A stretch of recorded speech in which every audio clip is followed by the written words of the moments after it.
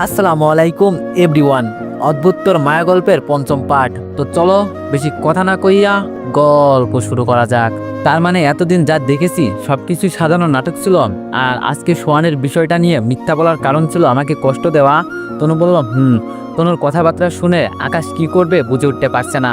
মাথায় কিছুই কাজ করছে না আকাশের। সবকিছুই আকাশের কাছে স্বপ্নের মতো লাগছে। আকাশ এতদিন ভেবে বসেছিল তনু তাকে অনেক বেশি ঘৃণা করে, কিন্তু আজ দেখছে সবকিছুর আড়ালে তনু তাকে এখনো ভালোবাসে। আকাশের ভিতরটা খুশিতে ফেটে যাচ্ছে। আকাশ তনুর দিকে মায়াবী দৃষ্টিতে তাকিয়ে আছে। এমন সময় তনুর কাছে সোয়ানের ফোন আসে। তনু আকাশের কলার ছেড়ে দিয়ে ফোনটা হাতে নিয়ে আকাশকে বলে, দেখ আমার কথাগুলো কতটা সত্য সেটার আরো প্রমাণ দিচ্ছি তোকে। তনু সোয়ানের ফোন রিসিভ করে লাউড স্পিকারে দেয় সোয়ানের কথাবার্তাগুলো আকাশকে শোনানোর জন্য। তনু ফোন রিসিভ করতেই উপর পাশ থেকে সোয়ান তনুকে বলে, দোস্ত কোথায় রে তুই? তনু বলল, এই তো আসি দোস্ত গাড়িতে। কিন্তু কেন? সোহান বলল, আরে দোস্ত বাসা থেকে বিয়ের জন্য মেয়ে দেখছে, কিন্তু তুই তো জানিস আমি এখন বিয়ে করতে চাই না, কারণ বিয়ে করলে খাঁচায় বন্দি হতে হবে। এছাড়া সবকিছুর একটা লিমিট থাকতে হয়, যেটা আমার পক্ষে অসম্ভব।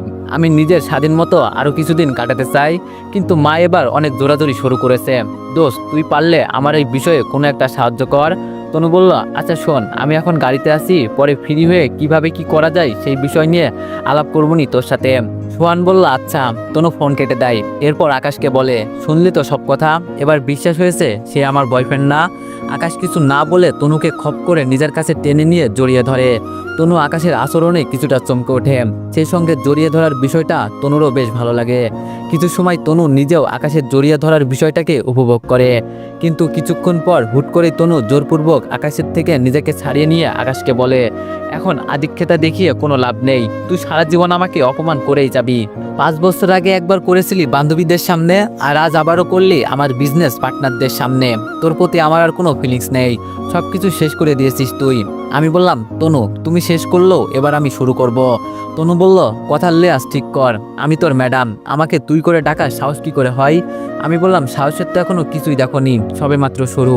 আগামীতে দেখতে থাকো আরো কি কি হয়। তুমি আমার ওয়াইফ লাগো সম্পর্কে, তোমাকে আপনি ডাকার কোনো প্রশ্নই আসে না। হ্যাঁ, অফিসে তোমাকে তোমার যথারীতি সম্মান আমি দিব, কিন্তু অফিসের বাইরে তোমাকে আমি তুমি করেই ডাকবো। তনু বলল, আকাশ অতিরিক্ত করিস না, অতিরিক্ত করা কিন্তু ভালো নয়। তোর জন্য মনে যেই জায়গাটুকু ছিল সেই সব তুই নিজেই শেষ করে দিয়েছিস, তাই এখন আর ভনিতা করিস না। আর আজ থেকে তোকে নিয়ে আমার মনে আর কোনো ভালোবাসা নেই। আমি আমার জীবনে নতুন কাউকে টেনে নিব, দরকার হয় সোহানের সাথে সম্পর্কে জড়াবো, তবে তোর সাথে আর নয়। আজ থেকে তোর আর আমার পথ আলাদা। এবার তুই গাড়ি থেকে নাম, তোর সঙ্গে একসাথে আমি সফর করব না। আকাশ তনুর কথা মতো চুপ করে গাড়ি থেকে নেমে যায়। তবে নামার আগে সে তনুকে বলে, ঠিক আছে আমিও দেখব তুমি দুইজনের পথ কিভাবে আলাদা করো। তনু আকাশের কথার প্রতি উত্তরে আর কিছু না বলে গাড়ি টেনে সুদা চলে যায়। আর আকাশ গাড়ি থেকে নেমে যাওয়ার পর রাস্তায় দাঁড়িয়ে ভাবে, ওয়ানেক্স হচ্ছে সবচেয়ে বিশ্বস্ত বুকমেকার, যা পিএইচডি এবং সিরিয়া অ্যাপের অফিসিয়াল পার্টনার। এই অ্যাপসে আপনি cricket, football, tennis live match দেখতে এবং তাদের স্কোর ভবিষ্যৎবাণী করে সহজেই অর্থ উপার্জন করতে পারবেন। সেই সাথে BMW গাড়ি, আইফোন, ল্যাপটপ এবং আরও অনেক নগদ পুরস্কার জেতারও সুযোগ রয়েছে। এই অ্যাপটিতে আপনি crush crystal, under and over 21 ইত্যাদি গেম খেলে সহজেই আয় করতে পারবেন। আপনি বিকাশ, নগদ, রকেট ব্যাংক, ক্রিপ্টো, পেপল এবং অন্যান্য সহজ পদ্ধতির মাধ্যমে সহজেই আপনার জেতা টাকা তুলতে পারবেন। এখানে আপনি 24 ঘন্টায় 7 দিন গ্রাহক সহায়তা পাবেন। তাই এখনই পিন কমেন্টের লিঙ্ক ব্যবহার করে রেজিস্ট্রেশন করুন, অথবা গুগলে ওয়ানেক্স সার্চ লিখে রেজিস্ট্রেশন করুন। আর হ্যাঁ, রেজিস্ট্রেশনের সময় আমার প্রোমো কোড VODO7 ব্যবহার করে প্রথমবার ডিপোজিটে 20,000 টাকা পর্যন্ত পান। তনু যতই তাকে প্রতিশোধ নেওয়ার জন্য বিয়ে করুক, আর যতই তার উপরে প্রতিশোধ নিক, আকাশ ততই তনুকে আগলে নিবে। কারণ শুরুটা গত 5 বছর আগে আকাশ নিজেই করেছে। গত 5 বছর আগে সে তনুর সাথে ওই রকমটা না করলে তনু কখনোই তার সাথে এমনটা করতো না। এছাড়া আজ যেহেতু তনু নিজেই ভালোবাসার কথা বলেছে, তাই আজ থেকে আকাশ তনুকে নিজের করে নেওয়ার সংগ্রামে নামবে। যত ঝড়ঝাপটা আসবে আসুক, কিন্তু তনুকে সে অন্য কারো হতে দিবে না। তনুকে যেভাবেই হোক সে নিজের প্রিয়তমা বানিয়ে ছাড়বে। আকাশ রাস্তায় দাঁড়িয়ে তনুকে নিয়ে নতুন পরিকল্পনা সাজায়। এরপর একটা রিক্সা থামিয়ে সেটাতে উঠে বাড়ির উদ্দেশ্যে রওনা হয়ে পড়ে। বাড়ি পৌঁছে দরজায় কলিং বেল চাপতেই আকাশের মা রহিমা বেগম দরজা খুলে দেয়। আকাশ বাড়ির ভিতরে প্রবেশ করে। রহিমা বেগম ছেলেকে তাড়াতাড়ি বাড়িতে চলে আসতে দেখে জিজ্ঞেস করে, কিরে আকাশ, তুই এই জলদি বাড়ি ফিরে আসলি? তুই না বলেছিলি তনুর সাথে কোথাও যেন পার্টিতে যাবি, তাহলে এত জলদি বাড়ি ফিরে আসলি কেন? গিয়েছিস তো 1 ঘন্টাও হয়নি, পার্টি কি শেষ হয়ে গিয়েছে? আমি বললাম, না মা, পার্টি শেষ হয়নি, আমি মাঝপথেই চলে এসেছি। আকাশের মা বলল, ওমা কেন? আমি বললাম, কারণ মা আমি একটা ঘটনা ঘটিয়েছি। আকাশের মা বলল, ঘটনা ঘটিয়েছিস মানে কি করেছিস তুই? আমি বললাম, মা আমি তনুর ইজ্জতের 12টা বাজিয়ে দিয়েছি, সকলের সামনে তনুর কথার বিরোধিতা করেছি। আকাশের মা বলল, তনুর কথা বিরোধিতা করেছিস মানে কি আকাশ? আমি তো কিছুই বুঝতে পারছি না। আকাশ তারপর তার মাকে সবকিছু খুলে বলে। সব শুনে আকাশের মা আকাশকে বলল, তুই কাজটা একদম ঠিক করিসনি। মেয়েটা না হয় তোর উপরে অভিমান করে তোর থেকে প্রতিশোধ নিয়েছে, কিন্তু তুই তো তাকে ভরা মজলিসের সামনে লজ্জিত করেছিস, যেটা সত্যি তোর উচিত হয়নি। আকাশ বলল, মা কি করব বলো, আমি তো এত সব জানতাম না। তার উপরে সোয়ানকে সবার সামনে পরিচয় দিবে তনু, এটা নিয়ে আমার ভিতরে অনেক জেলাসি হচ্ছিল, তাই রাগের মাথায় তনুর ইজ্জতে আঘাত করে বসেছি। আকাশের মা বলল, এখন কি করবি তুই? এমনিতেই মেয়েটা তোর উপরে অভিমান করেছিল, তার উপরে আজকে যা করলি তাতে তো সে আরো দূরে সরে যাবে তোর থেকে। আমি বললাম, মা হ্যাঁ আমি ভুল করেছি, তবে তাকে আমি আমার থেকে দূরে সরতে দিব না। আকাশের মা বলল, জানি না কিভাবে কি করবি, তবে মেয়েটাকে ভালোবাসা দিয়ে যেভাবেই হোক নিজের কাছে আগলে নে, না হয় কিন্তু সে যদি কোনো কারণে হারিয়ে যায় তাহলে কিন্তু তোকেই কষ্ট পেতে হবে। আমি বললাম, মা তুমি টেনশন করো না, আমি তনুকে ভালোবাসা দিয়ে আগলে নিব। আকাশের মা বলল, আচ্ছা এবার গিয়ে কাপড় পাল্টে নে। আমি বললাম, আচ্ছা। আকাশ নিজের মায়ের সাথে কথা বলে নিজের রুমে চলে যায়। ওপর দিকে তনু আকাশকে গাড়ি থেকে নামিয়ে দিয়ে বাড়ি চলে যায়। রুমের দরজা আটকে বসে আছে তনু, মাথা ভর্তি রাগ উঠে আছে তনুর। আকাশ আজকে তনুকে সকলের সামনে যেভাবে অপমান করেছে সেটা তনু কোনোভাবেই ভুলতে পারছে না। আচার সাহেব এবং পার্টিতে উপস্থিত থাকা সকলের কাছে তনুর একটা সম্মান ছিল, কিন্তু আকাশ মুহূর্তের মধ্যেই সেই সম্মান ধুলোয় মিশিয়ে দিয়েছে। রাগে তনুর ইচ্ছে করছে নিজের মাথার সমস্ত চুল নিজেই টেনে ছিঁড়ে ফেলতে, কারণ তার সম্মানহানি হওয়ার পিছনে আকাশের সাথে সাথে সে নিজেও দায়ী। সে যদি আকাশকে পার্টিতে নিয়ে না যেত আর সবার সামনে আকাশকে তার বয়ফ্রেন্ড বলে পরিচয় না করাতো, তাহলে আজকে তাকে আর খারাপ সময়ের মধ্যে পড়তে হতো না। তিলে তিলে গড়ার সম্মান আজকে তার দাগ লেগেছে। তনু মনে মনে সিদ্ধান্ত নিয়ে নেয় সে আকাশকে কখনোই ক্ষমা করবে না। গত 5 বছর আগের জন্য আকাশের উপরে প্রতিশোধ তো নিবেই, সেই সঙ্গে আজকের করা অপমানের জন্য সে আলাদা করে আকাশের উপর প্রতিশোধ নিবে। আর প্রতিশোধটা সে যেমন তেমন ভাবে নিবে না, সঠিক সময় মতো সে কড়াই গন্ডায় আকাশের উপর প্রতিশোধটা তুলবে। তনু সবকিছু সময়ের আওতায় ছেড়ে দিয়ে নিজেকে সামলে নেয়। অযথা এখন ওইসব বিষয় নিয়ে ভেবে তনু আর মাথা নষ্ট করতে চাচ্ছে না, নিজেকে শান্ত করে রাতটা কাটিয়ে দেয়। পরের দিন অফিসে গিয়ে চুপচাপ নিজের কেবিনে চলে যায় তনু। অন্যদিকে কেবিনে ঢোকার আগে এক নজর হলেও আকাশের দিকে তাকায়, কিন্তু আজকে আকাশের দিকে কোনো প্রকার না তাকিয়েই কেবিনে চলে যায় তনু। আকাশ নিজের ডেস্কে বসেছিল, তনু তার দিকে না তাকিয়ে কেবিনে ঢুকে যাওয়ার বিষয়টা আকাশের কাছে কেমন যেন লাগে। আকাশ সোজা ডেস্ক থেকে উঠে তনুর কেবিনে যায়। আকাশ তনুর কেবিনে যাওয়ায় তনু আকাশকে বলে, জি বলুন কি কারণে কেবিনে এসেছেন? আকাশ তনুর মুখ থেকে আপনি ডাক শুনে চমকে ওঠে। যেই তনু তাকে তুই ছাড়া কথাই বলতো না, সেই তনু এখন আকাশকে আপনি বলে সম্বোধন করছে। আকাশ আশ্চর্য হয়ে তনুকে প্রশ্ন করে, ম্যাডাম আপনি হঠাৎ আমাকে আপনি করে ডাকছেন কেন? আপনি তো আমাকে তুই ছাড়া কথাই বলতেন না। তনু বলল, সেই বিষয়ে আপনার না জানলেও চলবে। আমি বললাম, ম্যাডাম না জানলে কখনোই চলবে না, আমার জানতেই হবে। আর আপনি আমাকে আপনি করে ডাকলে আমি আপনাকে তুমি করে ডাকবো। তনু বলল, সেটা আপনার ব্যাপার, তবে আজ থেকে আপনাকে আমি আপনি বলেই ডাকবো। আমি বললাম, তনু এটা কেমন কথা বলছো তুমি? আমি তোমার মুখ থেকে তুই বলে ডাক শুনতে অভ্যস্ত, কিন্তু এখন হুট করে আপনি ডাকছো, আমার কাছে না বিষয়টা কেমন যেন লাগছে। তনু বলল, আপনার কাছে কেমন লাগছে আর কেমন লাগছে না সেটা নিয়ে আমার কোনো মাথা ব্যথা নেই, আমি এখন থেকে আপনাকে আপনি বলেই ডাকবো। আর আমি আপনাকে তুই বলে ডাকতাম অন্য এক কারণে। আমি বললাম, অন্য কারণটা কি তনু? তনু বলল, কারণ হচ্ছে আপনাকে আমি পছন্দ করতাম, আপনার উপরে শত অভিমান দেখালো মনে মনে আপনার জন্য ঠিকই ভালোবাসা ছিল। আর মানুষ মানুষকে কেন তুই বলে ডাকে সেটা আমি সঠিক বলতে পারবো না, হয়তো কেউ রাগ করে ডাকে, না হয়তো অন্য কোনো কারণও থাকতে পারে। তবে আমি যাদেরকে তুই বলে ডাকি তাদেরকে মন থেকেই ভালোবাসি বলে তুই বলে ডাকি। আমার তুই ডাকার পিছনেও ভালোবাসা থাকে। আর আপনাকে এতদিন আমি তুই বলে ডাকতাম আপনাকে ভালোবাসি বলে, কিন্তু গতকালের পর আপনার উপর থেকে সমস্ত ভালোবাসা শেষ হয়ে গিয়েছে। আমার ভিতরে যেটুকু ভালোবাসা ছিল আপনার জন্য সব উপরে বেরিয়ে গেছে আপনার গতকালের আচরণের কারণে। তাই আজ থেকে আপনাকে আমি আপনি বলেই ডাকবো। এবার বলুন কি কারণে এসেছেন কেবিনে? আমি বললাম, তনু আসলে গতকালের জন্য আমি সরি। তনু বলল, আরে আকাশ সাহেব আপনি সরি বলছেন কেন? দোষটা তো আমি করেছি, গতকাল আপনাকে না নিয়ে গেলে এবং সবার সামনে ওইভাবে পরিচয় না করিয়ে দিলে কখনোই আমাকে ওই পরিস্থিতিতে পড়তে হতো না, তাই দোষ যা করার আমি করেছি। আমি বললাম, তনু প্লিজ অভিমান করো না, আসলে সোয়ানের বিষয়টা আমি মানতে পারছিলাম না, খুব জেলাসে হচ্ছিল নিজের ভিতরে এবং সেই সঙ্গে রাগও উঠেছিল। তাই আসলে না বুঝে ওই রকমটা করে ফেলেছি।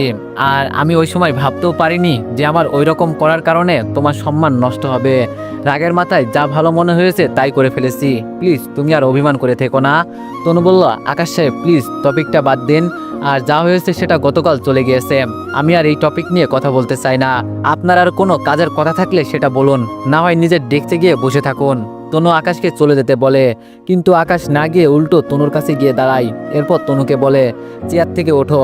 তনু বলল, মানে? আমি বললাম, মানে হলো চেয়ার থেকে উঠে দাঁড়াও। তনু বলল, আজব, চেয়ার থেকে উঠে দাঁড়াবো কোন কারণে? আমি বললাম, কারণ আমি তোমাকে দাঁড়াতে বলছি, তাই তুমি উঠে দাঁড়াবে। তনু আকাশের কথা মতো চেয়ার থেকে উঠে দাঁড়ায়। এরপর আকাশকে প্রশ্ন করে, দাঁড়িয়েছি, এবার বলুন কি কারণে আপনি আমাকে দাঁড়াতে বলছেন? আকাশ তনুর প্রশ্নের উত্তর না দিয়ে তনুর চেয়ারটা হাত দিয়ে ধাক্কা দিয়ে কিছুটা দূরে সরায়। তারপর হুট করেই তনুকে বুকে টেনে নিয়ে শক্ত করে জড়িয়ে ধরে বলে, তনু আমি সত্যি সরি। তনু আমি কখনো চাইনি তোমাকে কষ্ট দিতে, কিন্তু যা হয়েছে তার জন্য আমি সত্যি অনুতপ্ত এবং ক্ষমাও চাচ্ছি তোমার কাছে। তনু তুমি আমাকে ক্ষমা করে দাও। আর এই যে নাও, তোমাকে শক্ত করে জড়িয়ে ধরলাম। আগামীতে আর কখনো তোমাকে আমি কষ্ট দিব না, সব সময় এভাবে আগলে রাখবো। প্লিজ তুমি আমার উপরে আর অভিমান করে থেকো না। তনু খানিকের জন্য থমকে যায় আকাশের আচরণে। সেই সঙ্গে তনুর ভিতরে কেমন যেন এক ধরনের শিহরণ হচ্ছে। তনুর শ্বাস প্রশ্বাস ঘন হয়ে গিয়েছে। তনু এক প্রকার আটকে গেছে আকাশের মায়াজালে। তবে কিছু সময় পর তনু নিজের মনকে সামলে নিয়ে আকাশকে বলে, কারণ আমায় আপনার ভালোবাসার আর দরকার নেই আমার। আপনার কাছ থেকে এই জীবনে অপমান ছাড়া আর কিছুই পাইনি। 5 বছর আগে না হয় যা করেছেন সেটা বাদ দিলাম, কিন্তু গতকাল যা করেছেন সেটার জন্য আমার মান ইজ্জত ধুলোয় মিশে গেছে। এক চুটকিতেই সব শেষ করে দিয়েছেন আপনি। মাথার ঘাম পায়ে ফেলে নিজের একটা অবস্থান তৈরি করেছি, কিন্তু আপনি সব শেষ করে দিয়েছেন। আমার আর আপনাকে চাই না, ছাড়ুন আমায়। আমি বললাম, তনু তোমাকে ছাড়ার উদ্দেশ্যে ধরিনি, আজীবন আগলে রাখার জন্য ধরেছি তোমাকে। তনু আমিও তোমাকে ভালোবাসি। আগামীতে আর কখনো তোমার মান সম্মানে আঘাত লাগে এমন কোনো কাজ আমি করব না। তনু বলল, আগামীতে না হয় করবেন না, কিন্তু গতকাল যেটা করেছেন সেটার কি হবে? আচার সাহেবের কোম্পানি আর আমার কোম্পানি মিলে একটা প্রজেক্ট নিয়ে কাজ করছি, যার দরুন উনার সাথে আমার আরো বহুবার দেখা হবে। কিন্তু আমি আগামীতে আচার সাহেবের সামনে কোন মুখ নিয়ে দাঁড়াবো বলতে পারবেন? আমি বললাম, না আমার জানা নেই আমার কি করা উচিত, তবে বিশ্বাস করো আমার তোমাকেই লাগবে আর আমার তোমাকেই চাই।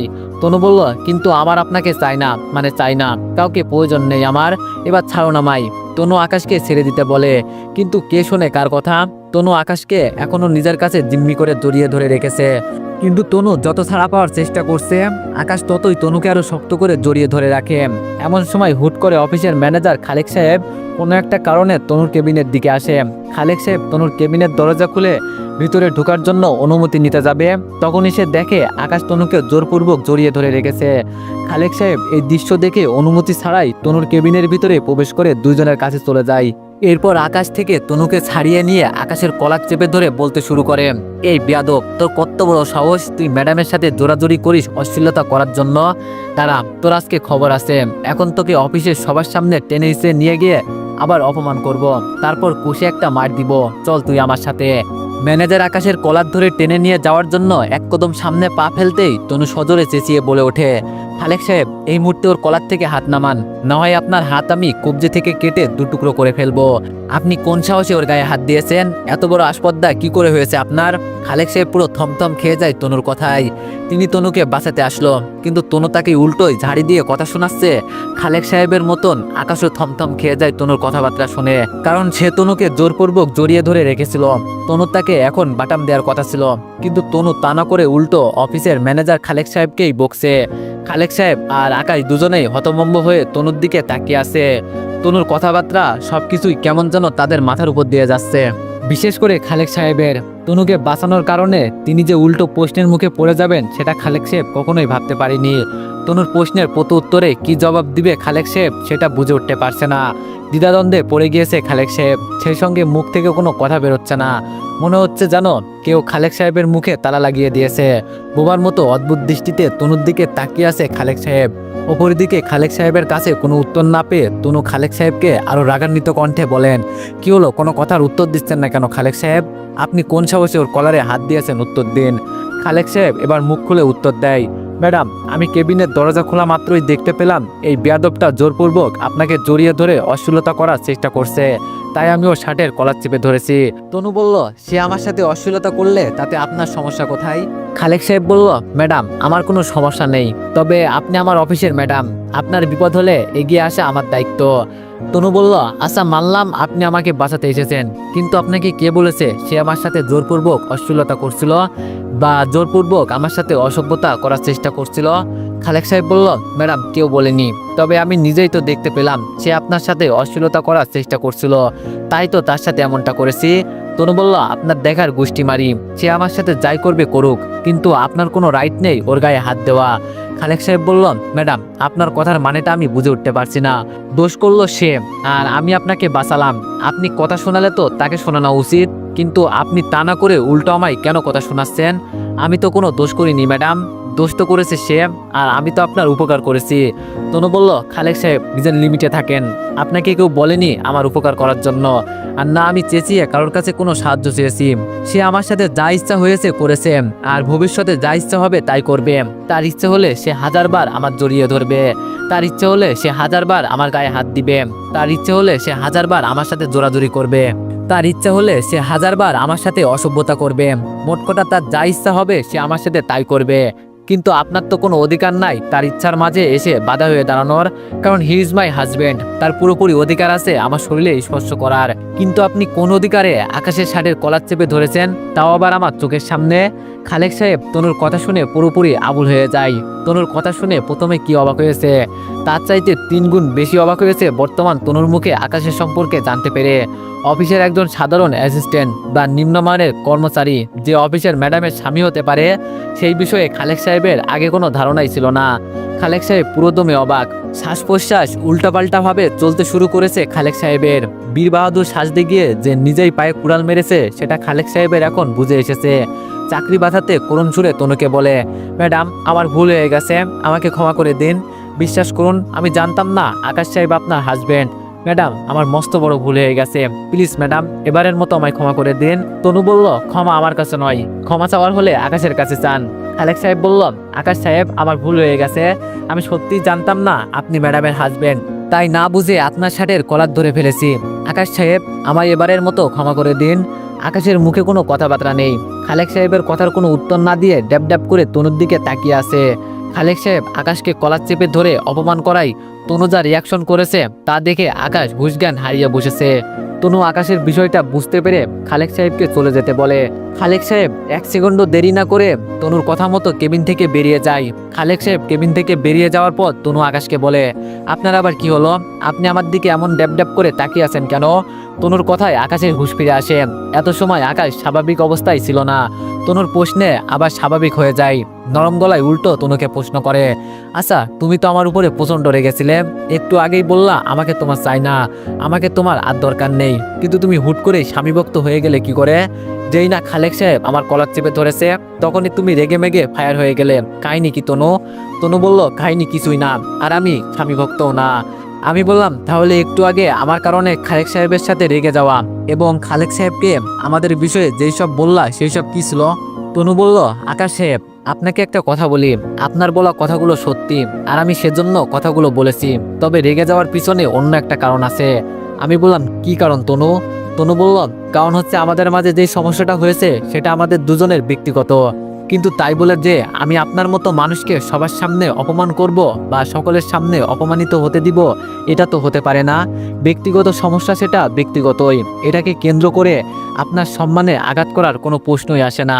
তবে আপনি দেখে হয়তো আমায় অপমান করতে পেরেছিলেন সকলের সামনে, কিন্তু আমার পক্ষে সম্ভব না সেটা করা। তবে হ্যাঁ, আমিও আগেরবার অফিসের সকলের সামনে আপনাকে অপমান করেছি, যেটা আমার মস্ত বড় একটা ভুল। তবে তাই বলে যে প্রতিবার একই ভুল করব সেটা তো হতে পারে না। আমার ভিতরেও মনুষ্যত্ব বলতে কিছু আছে। আমি আগেরবার নিজের মনুষ্যত্বকে কাজে না লাগালেও এবার কাজে লাগিয়েছি, আর আপনি আমার সাথে যেটা করেছেন সেটা আমার নিজের কর্মফলের কারণেই হয়েছে। কিন্তু জানেন, আপনাকে আমি অফিসের সকলের সামনে অপমান করলেও আপনার সম্মান ফিরিয়ে দেওয়ার ক্যাপাসিটি হয়তো আমার আছে। আমি অফিসের সকল কর্মচারীদের এক জায়গায় করে যদি বলি আপনি আমার হাজব্যান্ড, তাহলে আপনার দিকে হয়তো আর কেউ বাঁকা চোখে কখনোই তাকাবে না। আমি কোনো না কোনোভাবে আপনার উপর থেকে দাগটা উঠাতে পারবো। কিন্তু আপনি আমায় যে সকলের সামনে অপমান করেছেন, সেই অপমানের দাগ আমার গা থেকে কখনোই সরবে না, সবসময় আমার গায়ে সেটা লেগেই থাকবে। সবসময় আমাকে তাদের সামনে লজ্জায় মাথা নিচু করে থাকতে হবে। আমি আর কখনো তাদের সাথে আগের মতো করে সম্মানে কথাবার্তা বলতে পারবো না। সেই সঙ্গে আমি তাদের সাথে কথা বলতে গেলেই আমার ভিতরে একটা লজ্জাবোধ কাজ করবে। তনুর কথা শুনে আকাশ আবারও রিয়ালাইজ করে সে যেটা করেছে সেটা অনেক বড় ভুল করেছে। তার ওই রকমটা করা কখনোই উচিত হয়নি। হ্যাঁ, তনুও তার গায়ে দাগ লাগিয়েছে, তবে তনু চাইলেই সেটা তার গা থেকে সত্যি তুলেও ফেলতে পারে, কারণ এই অফিসের বস তনু আর সবাই তনুর কর্মচারী। এছাড়া তনুর কথায় এই অফিসের অনেক কিছুই পরিবর্তন হতে পারে, কিন্তু আকাশ যেটা করেছে সেটা করে তনুর গা থেকে কখনোই দাগ যাবে না। কারণ পার্টিতে যারা ছিল তারা তনুর কর্মচারী নয়, তারা ছিল তনুর বিজনেস পার্টনার। আকাশ বুঝতে পারছে না কি করবে। সেই সঙ্গে তনুর মন খারাপ দেখে আকাশের আরো খারাপ লাগছে তনুর জন্য। তনুর মন খারাপ, আকাশ বিষয়টা কোনোভাবেই মানতে পারছে না। আকাশ কি করবে ভেবে না পেয়ে আবারও তনুকে জড়িয়ে ধরার পরিকল্পনা করে, কারণ এতে করে হয়তো তনুর মন খারাপটা ভালো হতে পারে। আসলে প্রিয় মানুষটা যতই অভিমান করুক না কেন, ভালোবেসে তাকে একবার বুকে টেনে নিলে অভিমানের মাত্রা অনেকটা কমে যায়। আকাশ নিজের পরিকল্পনা মতন তনুকে আবারও জড়িয়ে ধরার জন্য সামনে এগোয়। তখনই তনু আকাশের হাত দিয়ে থামিয়ে দেয়, কারণ তনু আকাশের পরিকল্পনা আগেই বুঝে ফেলেছে। তনু আকাশকে হাত দিয়ে থামিয়ে দেওয়ার পর আকাশকে বলে, আকাশ সাহেব, আমাকে আপনার খেলনার পুতুল বলে মনে হয় তাই না? যখন ইচ্ছা হবে আমার শরীরে কাদা ছুড়বেন, আবার যখন ইচ্ছা হবে আমার এই কাদামাখা শরীরটাকে নিজের কাছে টেনে নিবেন। দেখুন, এইসব বন্ধ করুন, আমার এইসব আর ভালো লাগছে না। আপনি প্লিজ নিজের কাজে গিয়ে মন দিন, তাতেই আমার কিছুটা স্বস্তি ফিল হবে। অতিরিক্ত কিছু করার কোনো প্রয়োজন নেই, প্লিজ এবার আপনি যান। আকাশ তনুর কথা শুনে সমস্ত পরিকল্পনা বাদ দিয়ে চুপচাপ কেবিন থেকে বেরিয়ে নিজের ডেস্কে চলে যায়। মনটা তারও ভীষণ খারাপ। চেহারা মলিন করে চেয়ারের উপরে বসে শান্ত মাথায় ভাবতে থাকে কিভাবে সবকিছু আবার আগের মতো করা যায়। ভাবতে ভাবতে অনেকক্ষণ পর আকাশের মাথায় একটা বুদ্ধি আসে। আকাশ ঠিক করে বুদ্ধিটা সে কাজে লাগাবে, তবে সেটা এখন নয়, সঠিক সময়ে। দেখতে দেখতে দুপুর হয়ে যায়। অফিসে লাঞ্চ ব্রেক দেয়। আকাশ নিজের ডেস্কে বসে আছে আর তনুকে নিয়ে ভাবছে কখন তনু তাকে ডাকবে। না হয় তনু খাবারের জন্য কেবিন থেকে বের হবে আর সে তনুকে এক নজর দেখবে। কিন্তু লাঞ্চের সময় পেরিয়ে যাচ্ছে, তনু আকাশকে ডাকে না এবং সে নিজেও কেবিন থেকে বের হয় না। আকাশ বুঝতে পারে তনুর হয়তো মন ভীষণ খারাপ। আকাশ ডেস্ক থেকে উঠে সোজা ক্যান্টিনে চলে যায়। এরপর ক্যান্টিন থেকে নিজের টাকায় তনুর জন্য এক প্যাকেট খাবার কিনে তনুর কেবিনে যায়। কেবিনে গিয়ে দেখে তনু ডেস্কের উপরে মাথা দিয়ে ঘুমিয়ে আছে। আকাশ কেবিনে ঢুকে তনুকে ঘুমিয়ে থাকতে দেখে খাবারের প্যাকেটটা ডেস্কের একপাশে রেখে তনুর মাথায় আলতো করে হাত দিয়ে তনুকে ডেকে বলে, তনু, লাঞ্চের সময় পেরিয়ে যাচ্ছে, আমি তোমার জন্য খাবার এনেছি, তুমি উঠে ফ্রেশ হয়ে খাবারগুলো খেয়ে নাও। তনু ঘুম থেকে উঠে চোখ কসলাতে কসলাতে আকাশকে বলে, আমি কি আপনাকে বলেছি আমার জন্য খাবার আনতে? আমি বললাম, না বলনি। তনু বলল, তাহলে কেন এনেছেন? আমি বললাম, এমনিতেই। তনু বলল, দেখুন, আমি বাচ্চা নয়, আমাকে এক্সট্রা কেয়ার দেখাতে আসবেন না। অনুগ্রহ করে খাবারগুলো নিয়ে গিয়ে নিজেই গিলে খান। তনুর কথায় আকাশের চরম মন খারাপ হয়, তবে আকাশ সেটা প্রকাশ করে না। তনুর কথায় চুপ করে খাবারের প্যাকেটটা ডেস্ক থেকে উঠিয়ে নিয়ে চলে আসতে ধরে। এমন সময় পেছন থেকে তনু আকাশকে ডেকে বলে, আচ্ছা শোনেন, খাবারগুলো যেহেতু কষ্ট করে এনেছেন তাহলে আর দ্বিতীয়বারের জন্য কষ্ট করে নিয়ে যেতে হবে না, ডেস্কের উপরেই আবার রেখে যান, আমি খেয়ে নিব। আর এই যে নিন খাবারের টাকা। তনুর ব্যাগ থেকে 500 টাকার একটা নোট বের করে ডেস্কের উপরে রাখে। আকাশ তনুর কথা অনুযায়ী ডেস্কের উপরে খাবার রাখে। তবে যখন টাকা নেওয়ার পালা আসে তখন সে তনুকে বলে, তনু, টাকাটা না নিলে হয় না? তনু বলল, আকাশ সাহেব, ফ্রিতে খাওয়ার স্বভাব আমার খুব কম, তার উপরে আপনার পকেটের টাকা অপচয় করে খাওয়ার কোনো ইচ্ছাই নেই আমার। টাকাটা নিন। আর আপনি দুপুরের খাবার খেয়েছেন?